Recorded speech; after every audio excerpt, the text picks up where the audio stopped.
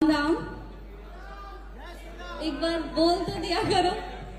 राम राम। रुक रुक, कुछ लगा है, हटाओ हाथ, अरे हाथ हटाओ। राम जी, मुझे आप लोगों से बहुत ज़रूरी बात करनी है क्योंकि मैं 2 दिन से बहुत ज़्यादा परेशान हूँ क्योंकि कंटिन्यू मेरे पास डीएम आ रहे हैं कि ये जो लखनऊ वाला इंसिडेंट हुआ इसमें मैंने कुछ बोला क्यों नहीं, एक्शन क्यों नहीं लिया, थप्पड़ क्यों नहीं मारा। और कुछ लोग मुझे ही गलत समझ रहे हैं, कुछ मीम्स पे लिख रहे हैं कि ये तो हंस रही थी, मज़े ले रही थी। कि पब्लिक में कोई मुझे ऐसे टच करके जाएगा उसमें मुझे खुशी होगी, मुझे मज़े आएंगे। सारी बात ये थी कि जब इनका सॉन्ग के लिए मेरे पास कॉल आया तो मैंने सारी चीज़ें क्लियर कर ली थी कि इसमें ऐसा वैसा कॉस्ट्यूम तो नहीं है, कोई डबल मीनिंग लाइन तो नहीं है और इसमें ऐसा वैसा सीन तो नहीं है। और मैं शूट पर गई, शूट पे सब कुछ नॉर्मल था, मुझे कोई प्रॉब्लम नहीं हुई। जब इन्होंने मुझे लखनऊ के इवेंट के लिए बोला तो मैंने हाँ बोल दिया क्योंकि मुझे शूट पर भी कोई प्रॉब्लम नहीं हुई थी।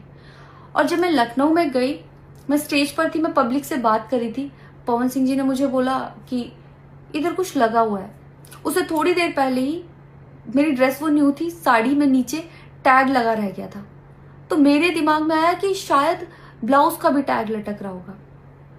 मैं हंसकर उस चीज को दबा रही थी कि अगर मेरा टैग लगा भी है तो वो चीज जिस टाइम मैं पब्लिक से माइक में बात कर रही हूँ उस टाइम ना बोल के साइड में भी बोली जा सकती है, इसलिए मैं उस चीज को उस टाइम पे दबा रही थी। मैंने हंस के टाला, अवॉइड किया और फिर दोबारा बात करने लगी।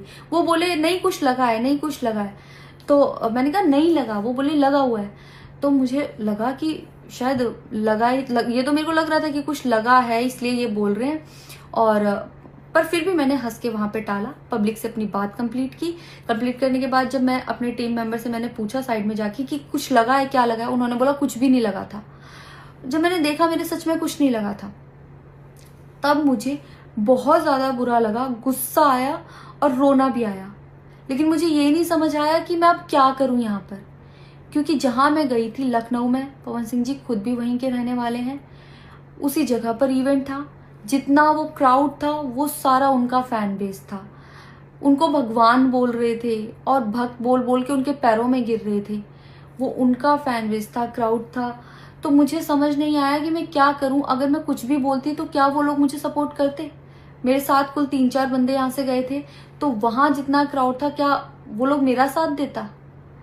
मैंने सोचा मैं बैक स्टेज जाके बात करूंगी।